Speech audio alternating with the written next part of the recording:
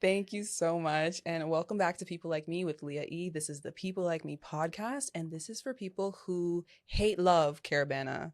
All right, let's give us a little something. Today we have Alexis here, who is our Caribana expert today, our Caribana connoisseur today. Somebody who I respect and know is in the space of Caribbean spaces, carnival spaces. Wait. Alexis, can you give the listeners a little bit about yourself and who you are and why you're kind of here today? Yeah, of course. My name is Alexis, like you said.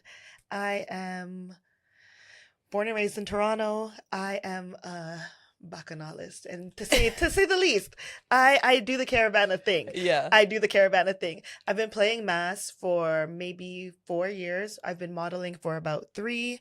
Wow. Recently, I did a research residency with Blackhurst Culture Center. Shout out BCC. Yeah. And I did a project on Caribana. Yeah. So my research examined really the history of Caribana, what the impacts were with the, commodification of Caribana, what it's looked like because of all the commercialization, with all the route changes, and just talking to some of the experts, some of the volunteers and past committee members who've been around for the last 60 years. Wow. To examine what that looks like and, what are some of the thoughts. So really, I think you touch a little bit of all of it. You went a little professional, but also a little, a little slack, a little. Two things can be true at once. I think that's the cusp of the passion. Yeah. It's something where I've started with being just Vincentian Jamaican and loving soca music, loving carnival, loving Caribana. And when I got the opportunity to do something with research and study, the history of Toronto and what the origins of Caribana were, I felt like there was nothing else I wanted to really study. That's just something that has stayed true and I've been focused on. So. Oh, I love that. You stuck with it so deeply. And you said something very important here, which is that you're Saint Vincent. Yes. And Jamaican. That word always trips me up a little. You could say Vincy. Vincy works. I like Vincy. Vincy works. So you're Vincy and Jamaican, yes. Which not a lot of people know is a thing that happens. No. But yeah, so do people try and claim you as Jamaican more or Vincy more? Or oh yeah.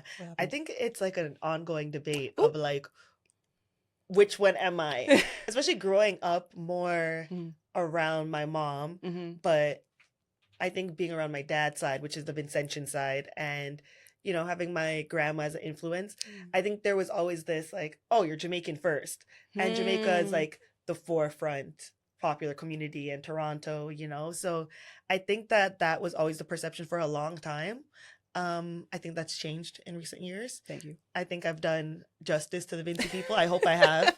As a fedder, I feel like I've showed what the people are like. Yeah. And I think that even being a part of the carnival scene now more, there's something to be said about people knowing what it is to be Vincy and being able to represent that side more, right? Because I think Jamaica has come up in carnival a little bit more recent, whereas St. Vincent is celebrating 50 years next year. Wow. So, the roots are more strong there. And I like to represent both. But when it comes to Carnival Caribana, one might shines a little bit more than the other.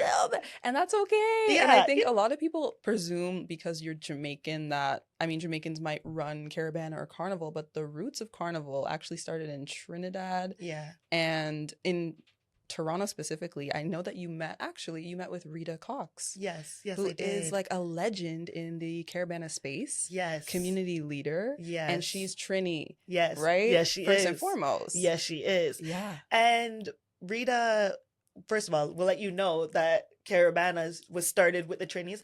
We were there too, also, Rita. We were there. Right. The Vincentians were there. My great-great-grandpa was there. Great-uncle? One of the two. One of the greats. One of the greats. Shout out the Liverpools. But the Trinis were the ones who really brought the gift of Caribana to Toronto. And I think that that's an essence that Rita holds true. And a lot of the old committee members are proud of saying. Yeah. And yeah, when we talk about Jamaica and that influence, I would say that in Toronto, we have the influence in the lingo and the food and the culture itself. But Caribana it's a root. It's rooted in the smaller islands. You know, it's rooted in St. Vincent, it's rooted in Grenada, it's rooted in Trinidad. Yeah. And again, Jamaica has a carnival now. I will say that, Mhm. you know, it's the newer one, and you know, She's new here. She's new here. yeah, I feel like in a city where everything is Jamaican, Ooh. I'm just gonna say it. In a city where everything is Jamaican, it's just like it's nice to have that that moment a little one bit, you thing. know. I just think that we have so much of the culture here, and Yeah. it's not a bad thing. I love my yachties. Love them. I love Little Jamaica. You know, Hello. I love it all. But exactly that. There ain't no Little St. Vincent. There's no Little Trinidad. Right. There's a Tobago Road somewhere, but people don't even know that. So it's like, yeah, just having that representation, you know? Exact. I like that. I like that. Thank you for being here, repping Vinci and Jamaica as well.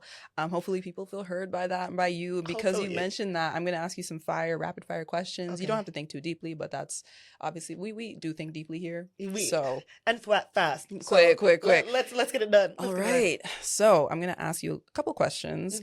Carnival in the Caribbean or carnival in Western countries? Oh shit. Wait, can we say shit? Yeah. Okay. See, that's not fair because I haven't done carnival in an international place yet. Oh. But I just know it's different. Like, you might have to go there. I know. Yeah, I know. My answer is gonna be international. Yeah. I know it's gonna be Vinci. Yeah. I don't blame you. I've heard great things, by the way, about Island Carnival. And it's not even just Vinci. It's Grenada. Barbados has crop over. It's Trinidad. Yeah. So it's like, But I'm going to ask you the next question, which is jackfish or saltfish? Ooh, Jesus Christ. Leah, I tried to avoid I literally just avoided the people. The diaspora wars. I gave my big ups to both. Wait, okay. I just feel like saltfish is more well-rounded, you know? Right. Frontline costumes or midline costumes? Ooh. Wait, for frontline prices or midline prices? Good question. That's the real question. Because of course frontline costume. Frontline costume. Because honestly, talking about St. Vincent again, what I just saw with some of the costumes, these pieces were like laid out, the sequence, the way that they fit your body. And I just feel like midline is great. Midline is cute. I want to start off that way. I would love a frontline costume. I would love a frontline costume if anybody's listening. Closed mouths don't get fed. Amen. One on-road essential for playing mass in Toronto. One thing that you need. My mind is saying water. My heart is saying rum. Yeah. Rum. Head mash up.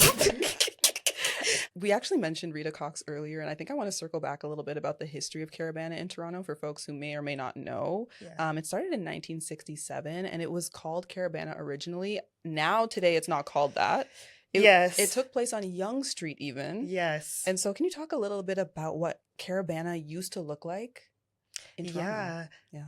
I think, Caribana, from what I've seen and what I've heard, I think it was such a magical moment. If I can I just paint the scene in a way that like Rita made it so beautiful. 1967 was a time where steel pan also just came around. I think it might have been made maybe a few years earlier, and we had the Montreal Expo happen, which is the first time that steel pan had been shown internationally. That happened prior to Caribana by not too long, maybe a few years. And Caribana was the next time that it was shown in Toronto.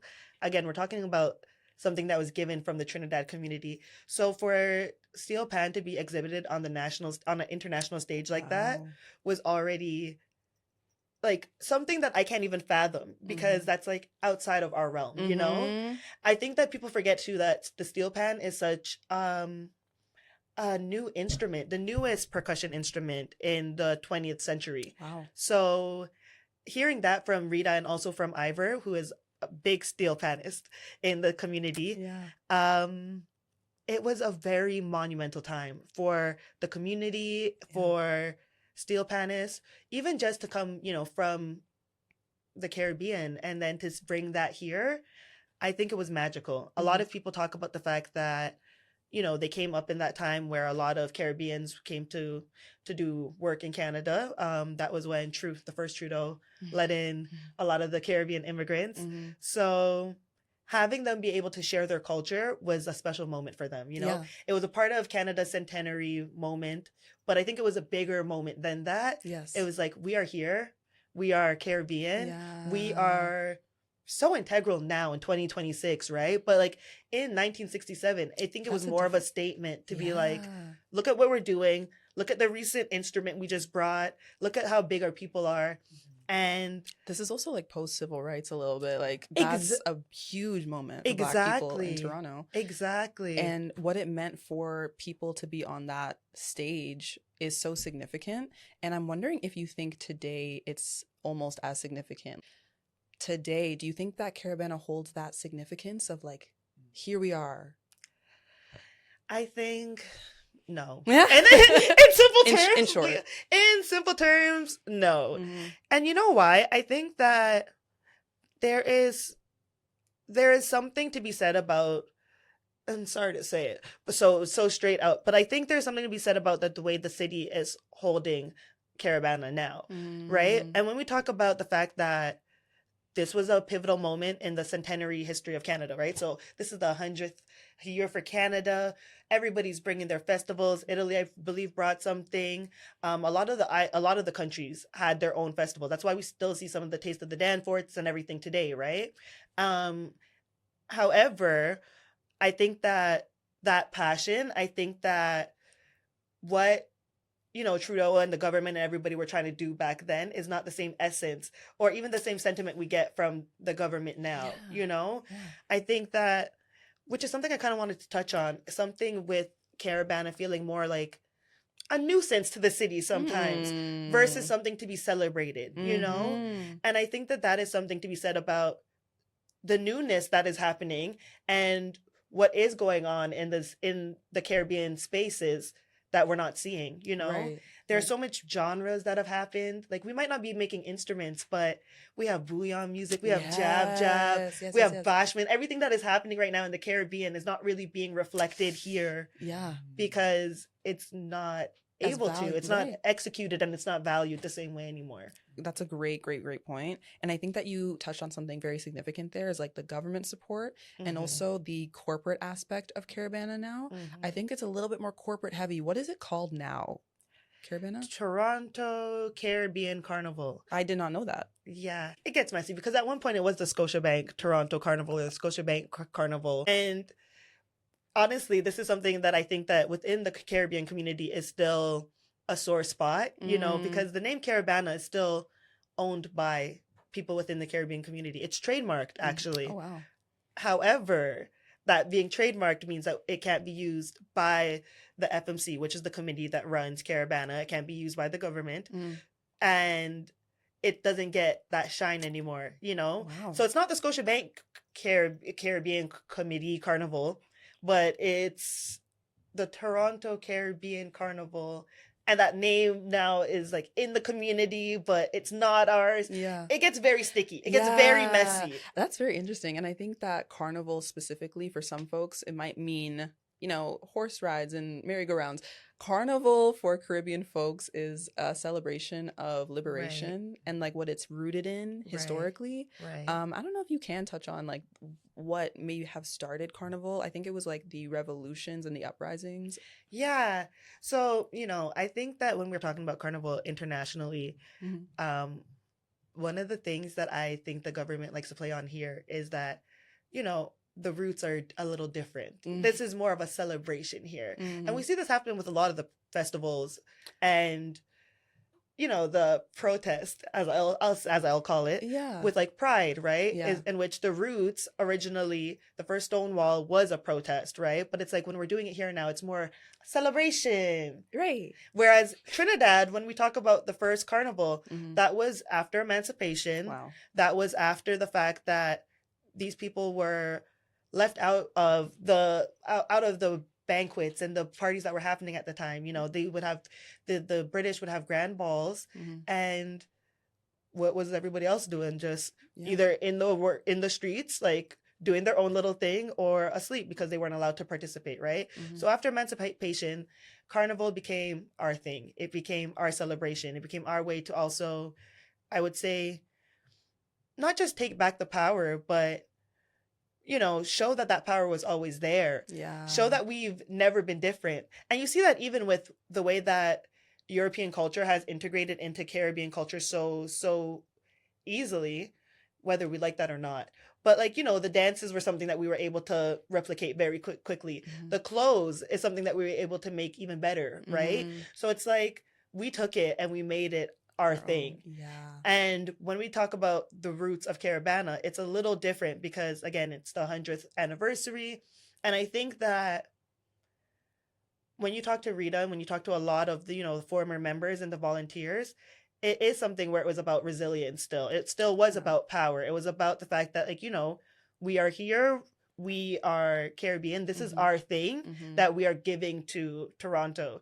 It was never like, hey, Toronto, we're asking you to accept us. It was never really about us, wanting to have just a festival. It was like, you're asking us to do this. Let us show you what we are and what Carnival is in the Caribbean. I love that. Right? I love that. So it's like, as much as the roots are different, the sentiment is still very much the same, Yeah, there's the aspect of like, do we need to be seen? Like, what's the level of performance that we have to do to be accepted versus like how much can we just take it as our own and claim as our own? And I'm wondering if today Caribana represents a level of acceptance or rejection from the norm. And so I don't know, like some things play into the commercialization, but there's also some aspects that are still so like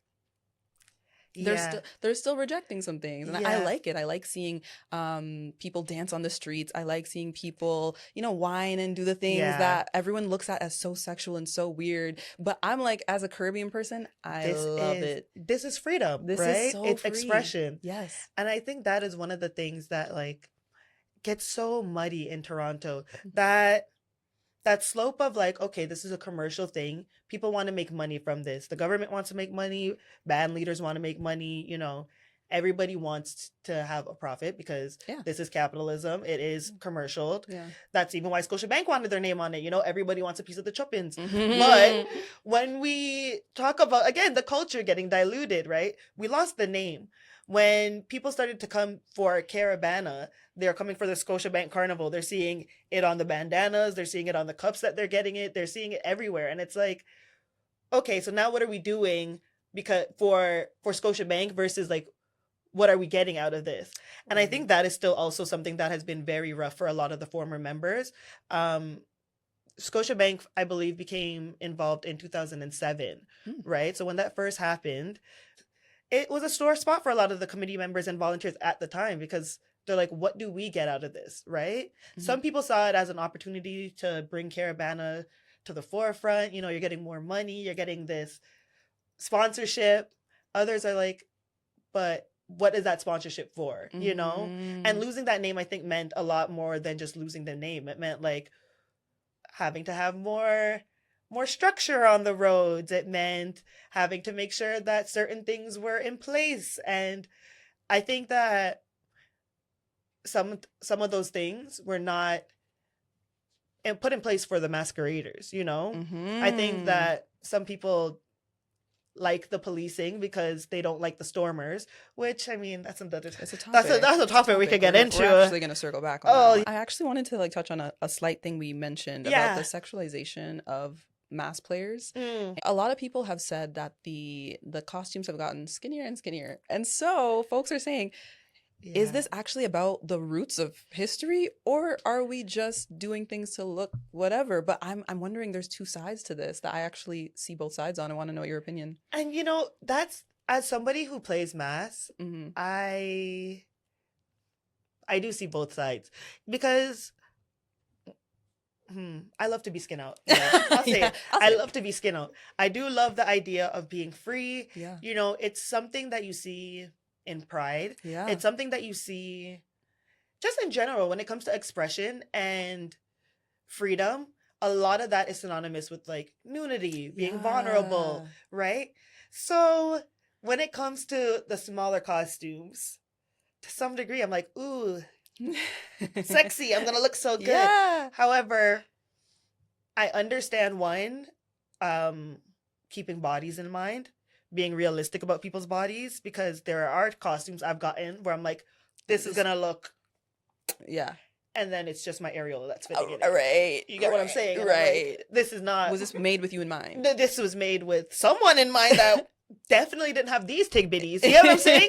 And I just feel like bodies are not being thought of sometimes. Yeah. However, again, what does it mean as a culture, right? And I think that's a different conversation when we're talking about how much people talk about costumes looking like burlesque costumes, and how much we have now made our costumes look like very Miami centric, in the sense that it's a lot of feathers and glitter and just extravagant, you know, that sort of thing. Yeah. And it takes away from the mass. It takes away from the costume, right? And I think that even it being called a costume more than the mask really says it in itself, because mask comes from the masquerade, right? Being able to like hide yourself and become something else. Yeah. And I think that a lot of these costumes, you know, keep the titles and have that in mind.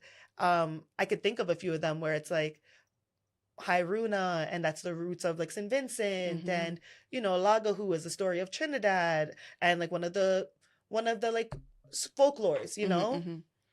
But then when we're talking about like, is that represented? I don't think it is. I don't know. And when you look at the old footage of a lot of these costumes, it wasn't about being sexy. No. You know, people would dress up in like mummy costumes. People would dress up with devil horns. And I mean, the women, I think, would still try to do it cute. They'd be like little sailors sometimes and everything. But it wasn't that less always equaled sexy. And it wasn't really about even the sexy. And I think that's really it. It's I'm wondering where the shift was to this beauty politics aspect of mass. Like, I think international. I think it's trying to bring in international people. I think that, and just pretty mass is a thing now too, right? I think the term pretty mass is a thing now that's been coined throughout the communities. It's something I've heard, in which you want a nice costume, you know, it's pretty. Yeah. And I don't know exactly if I have the words to reiterate that, like, of course you want to look good. Of course you want to feel beautiful. Of course. But I think that there is still a space for, you know, for people to have costumes that still tell stories. Yes. And I think that's a lot of what is missing here. Yeah. In our spaces. You know, when you go to international carnivals, especially with St. Vincent just passing, you have the monkey band, which are like people who are chained. They have the oil doll down. And, you know, you're still seeing the story. Grenada has the jabs. Yeah. Trinidad has the blue devils. Yeah. And it's like, that part is kind of erased in Toronto, and a lot of the international a lot of the carnivals, the Western, internationally, are missing that aspect. That's a great point. It just immediately made me think of this one video. Made me laugh so hard. Last year's Notting Hill Carnival, a bunch of people dressed in molasses for Jab. They had the devil horns, and so anyone knows their skin is like painted in black. Yeah, and it was a bunch of Black people who did that collectively. They ran through the streets, and this white man was in the corner like, "Whoa!" Like he looked scared. And I was like, you're here and you're scared of this, but that means you don't know the history of why you're here. And I think that that's so interesting too, right? Because I think that what else is interesting about what you just said is the fact that Carnival, especially in Caribana, you know, we have a whole judging system. It's a spectacle. It's supposed to be a spectacle. Yes. And if we're losing out on that storytelling, it kind of becomes like, what are you guys here for? You know, not just the people who are in Carnival, not the people who are masquerading, but like white man who's standing on this side of the street. Like, are you not entertained? That's a great point. And I think it goes back to the sexualization of it all, not just in women, but in Black people in general, in Caribbean people. Absolutely. This sort of like, we're going to look at you through these metal bars and just, you know, walk by. And it's an interesting dynamic. Absolutely. To just look. And honestly, I think when we go back to this is why I don't understand why some people hate stormers because there is something to be said about like, and I get it. I do understand they don't have autopsy sometimes. And that is another conversation I will have with the stormers afterwards. Let me say my point though. When it comes to the stormers wanting to participate, I understand that. You know, people have their own reasons for why they storm. They're too young. They don't have the money. It's a little fun. But I think nonetheless, they want to be a part of something, you know? They want to be a part of what they see. It is more than being a spectacle. And I think if we really get into the roots of it, I think that there's something to be said about how much it feels like a little fetishization-y when you're on the roads and people are just watching you and people are just like asking for pictures. I love it. Don't get me wrong. I love being in front of the camera. I'll smile with the kids. Yeah. You know?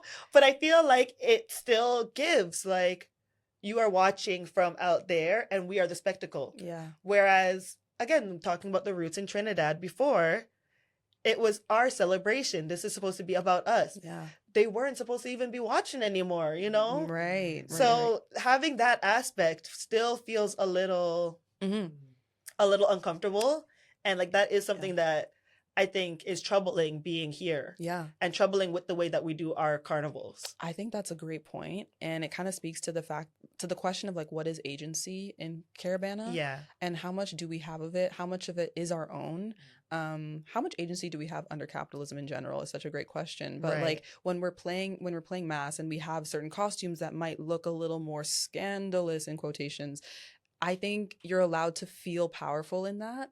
And then also know how beauty politics, desirability politics shape these decisions as well. Yes. And it goes back to what you were just saying about participating in the spectacle.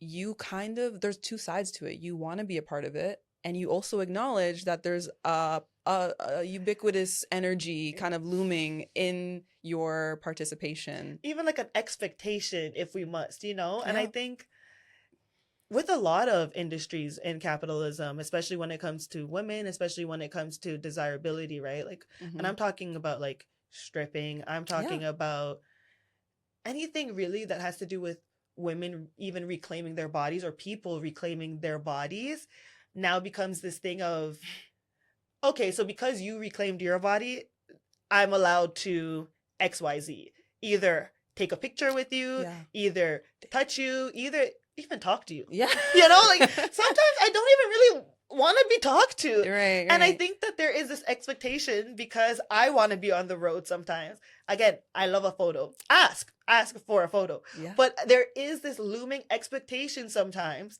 when you're with your friends, you're dancing, you know, you're trying to keep up with the truck is already moving too far, and someone goes, "Hey, can I take a picture with you?" And you have to say yes because you are a part of it, and you are part of the spectacle, right? And it goes deeper where it's like I said, with us having judgment, right? Some people choose to miss the stage because they don't want to be on the stage. Yeah. They don't want to be on CP24. They don't want to be the spectacle. Yeah. And it's like, I respect that decision. I think it's something that a lot of people respect, but there are some people who don't understand it and are like, you chose to do this. So why are you uncomfortable? Why are you saying no? Why don't you want to be on the stage? Yeah, and that's a great question. Like, I think there should be a level of like, actually, I'm gonna revoke my interest in some aspects of Caribana. Yeah, and that's okay, and that's fine. Yeah, and I think that even goes down to the costumes, right? Yeah, like, I know that people have problems with the sizing and stuff, and I think that again, if you have a personal problem because it's not fitting your body perfectly, that's fine. But if a next person wants to wear the costume, that does not mean that they are opening themselves up to anything differently than anybody else. You know what I mean? And I think that's where things get a lot more confusing when it comes to the desirability politics and what we're doing on road and what even is the reason for being out there. Yeah, you know. At this point in our lives, 2026, Black people in Toronto of the diaspora, maybe second gen, third gen, what does this really mean to us is such a good question. And I'm glad that we have people like you on the podcast who like have done some history work. I think maybe just a suggestion, fight me, a prerequisite for playing mass should be knowing the history. And, you know, listen. Is that a lot? Leah, and I think what's funny about that is when doing the research residency with BCC and doing my own research, right? One of the section leaders I spoke to now, Sabrina, she and I had a conversation about what information, like what giving people information would look like in the realm of, educating people who don't know about Caribana. Yes. And I think that doing these podcasts is a great way of informing people. I think that, what Sabrina was saying and what we were talking about is even a lot of the mass camps try to teach people. Yeah. There's a lot of content out there. I know a lot of people who are out there doing the content. Nice. It's really more about one, people caring enough to not just see Caribana or Carnival as a spectacle and see it as a cultural moment, something to be a part of, and two, how do we make that information more accessible to people, I guess, in a sense, right? Great. Not everybody knows about mass camps. Mass camps aren't accessible to everybody. Some people are all over the city. Yeah. And a lot of them are in Scarborough. So it's not easy for everyone to mission down to see, what's going on and be a part of the community. But I think that's an ongoing conversation. How do we make this information more accessible? How do we also make people care before they come? Yeah. Before that. That's such a great point, the accessibility aspect. And I think you've mentioned this a couple times, the mass camps, which on social media, I'm always looking at. Low key, I'm outside of the mass community. Yeah. I've never played mass, but I like to look at the little beef between Saldana and Tribal. I like to look at the little discourses in people's IG comments. And I also think it's really cool that there's mass camps, that there's entire camps in these industrial buildings where people spend hours beading and putting feathers together and doing fashion shows. I know a couple of people from York who've done them. You do the fashion shows. I think it's an amazing organizational thing. What is a mass camp and how fun is it? It seems like a nice community. It's so great being at the mass camps. And I feel more as everything rises in Toronto and everything just rises around the world, people really need to appreciate the local mass camps we have more. There's a lot of rhetoric about the people that are there and, that it's lackadaisical and disorganized. However, it's a place for community, and I think that a lot of these mass camps, again, Caribana has been around for 60 years. A lot of the people who are at the mass camps have been volunteering for years, have been doing Caribana for years, have been making the costumes for years. They've been at the barbecues for years. They've been there, So I think that when talking about mass camps, going back to it being expensive, like you said, Leah, it is in an industrial building. There are people that have to pay the bills to keep the lights on. Right. And that's a part of mass that I think people don't see a lot, right? So I think that we're losing those spaces. And that's why I'm we have to be grateful for the little ones we have. Yeah. Because the mass camps is really where you get to see the culture behind the scenes, you know? You get to see the costumes, you get to be a part of making the costumes. You get to hear what's happening Caribana Day, what are all of the ideas, honestly, when you talk about the tea that's happening on Instagram, you get to hear it live, you know? You're in the community. There's drinks. Most of the time, they're barbecuing. Oh, nice. And honestly, I think that a lot of the newer bands and the newer sections too, they have done really well at trying to bring in even new things. I think Tribal has a Domino's night. Oh, nice. Sunlime has their little kickbacks on the weekend. And there's a lot of Lux is always out at some event giving out drinks. There's a lot of these bands that are trying to find new ways to reach the people and make mass more accessible, make the mass bands more accessible. And there's a lot of beauty in that. There is a lot of beauty in that. I like that. And so, question for people who might not know, like myself, when you join a band, do you have to stay with them for years? Do you get to switch over? Do you switch over mid-season? How do you manage that? See, so that's a great question, Leah, honestly, because on the back end, it can be a little messiana, for the models and the brand ambassadors. Right. But for somebody who's trying to play mass in Toronto and is looking to just be a part of a band, no, there's no commitment really. Yeah. Honestly, once you buy your costume, though, you probably want to be committed because it is an investment. And I think that because you have the whole summer kind of that is leading up to Caribana. Like, people start buying their costumes in June, July, right? You don't really get a chance to like be like, let me backtrack on that once the deposit's given. Yeah. However, once the year is done, if you didn't enjoy your experience, switch bands. I quite frankly, do I say it? And I say, ooh. Listen, I quite frankly believe in switching bands. Okay? We are all one community. I think that a lot of people try to monopolize on people and think like there's this like loyalty that you're supposed to have to a band. I am loyal to Caribana. I am loyal to the Caribbean community. I am loyal to me. I love y'all. Yeah. But I love all of y'all. Yeah. You know? And I just think that Caribana in itself is an experience, right? I'm not just getting the costume. It's about the day. Like, was there breakfast? Did y'all have drinks? Like, were you nice to me? Was the photographer good? Like, there are so many things to think about by the next year. Yes. That, quite frankly, if LeBron can do it, so can I. Okay? And that's just how I feel. Like, I love the band I'm with, modeling and, you know, doing that with. But it's taken me a while to get here. It's like finding a therapist. You got to just, exactly like that, find Leah. the right one, the right fit for you. And when you do, you're like, girl, where have you been? I'm healed. I needed you. When you find your band, you're like, this is what I was looking for. You know, it makes sense. Thank you. And people will stay with bands forever. Like, yeah, because like Saldina, again, they've been around for probably 50 years, like since the roots of Caribana.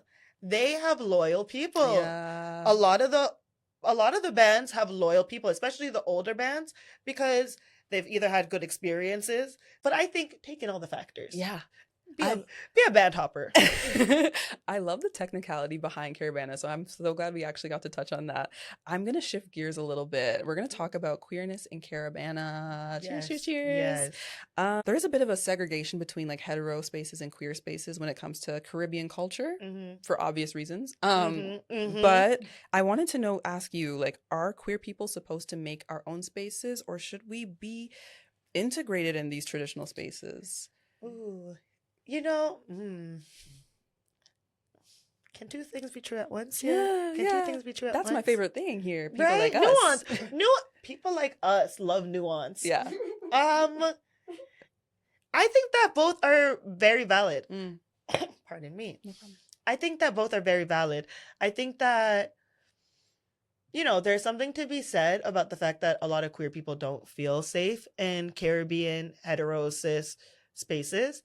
Quite frankly, as somebody who I think is, you know, hetero presenting, femme presenting to some, I think that I understand, I empathize. And when you hear the boom bye byes and some of the rhetoric, it's very easy, right? Even the looks. And I think before you even step into those spaces, there's a lot of anxiety because we grow up in the spaces.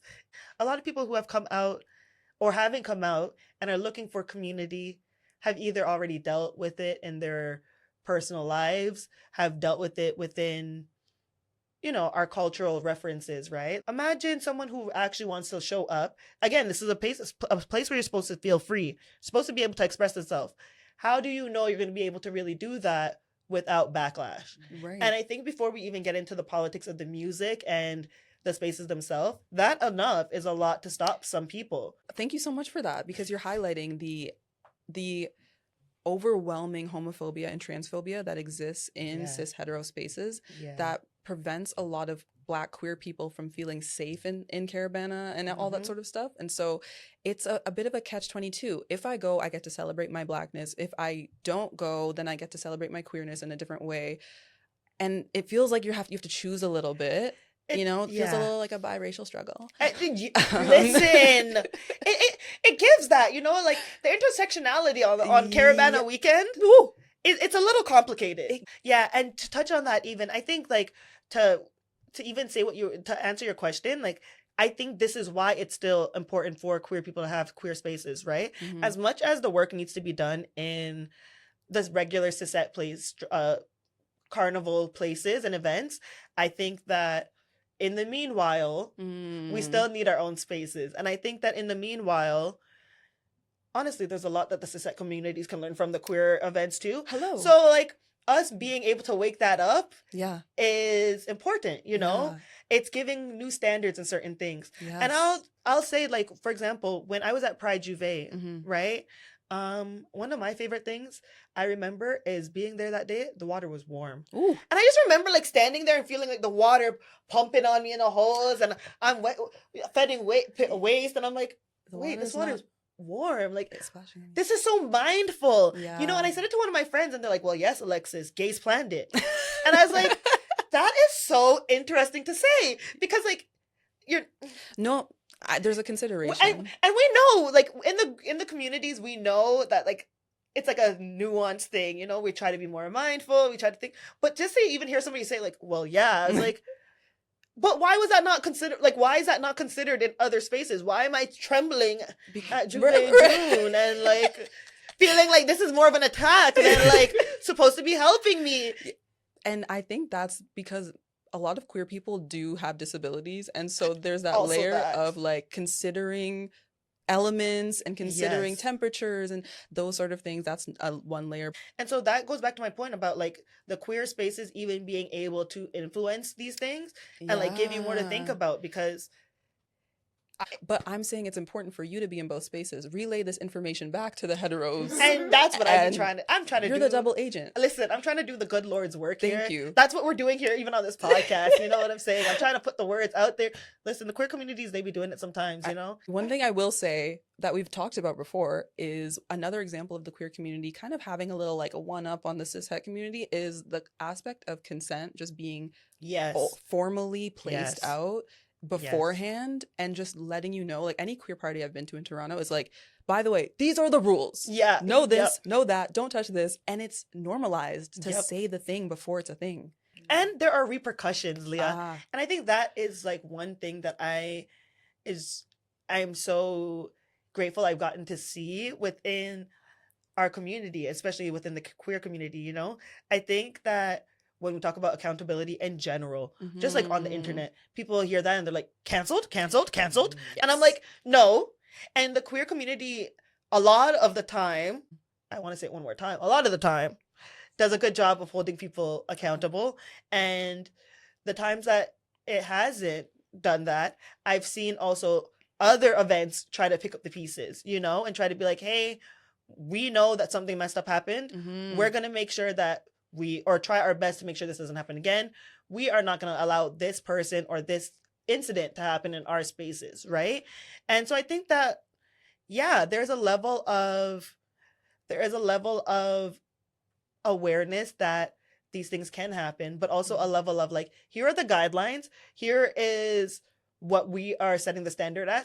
And it's so funny because even as I'm thinking about it now, a lot of these clubs and a lot of parties have like dress codes, you know, no hats, no this, no, you can't say no sexual assault, no harassment. Yeah. If you harass somebody and they tell a security guard, you will get kicked out. Yes. Like, it's very simple, you know. There's all these rules, but when it comes to this, it's like, it's confusing. And I think a lot of people also kind of take advantage of the cishet normalness around just dancing on anyone, because in Caribbean culture, there is the dancing component, whether you're in a relationship or not. Yeah. People do get wined on and that sort of thing. But there's this level of like, oh, women are in these costumes, I get to be behind them automatically without asking. That's not necessarily true. No, it isn't. And I think that, I mean, that's just to be said about like cishet spaces and a lot of queer spaces in general, right? That difference, even in like public spaces, you know? And I think that it's like not even just the guidelines that we're talking about that are set out, but genuinely people like approach you a little bit differently before they dance with you. They'll ask maybe even if you want to dance, you know. It's like very like, oh yeah, like, you know, thank you. And thank you so much for highlighting the differences between like queerness and cishet spaces with that. There's certain ways to also include people, like queer people, in the cishet spaces. And I saw recently on TikTok there was a stud friendly Caribana costume.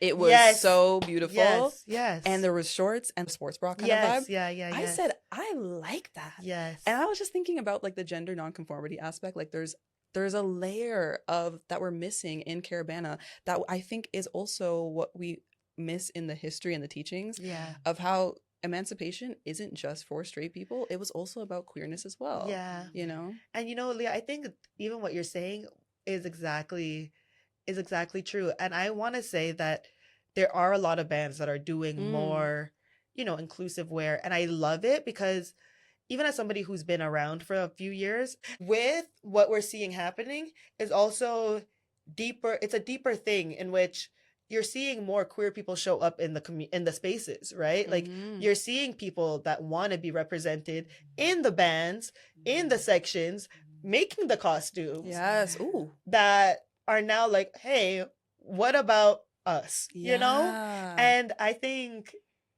it's a beautiful moment that's happening. I think that as we continue, that you'll see more of it, hopefully. But yeah, that's definitely a part that we're transitioning to in 2026, because you're seeing more acceptance in some of the spaces and some of that aspects.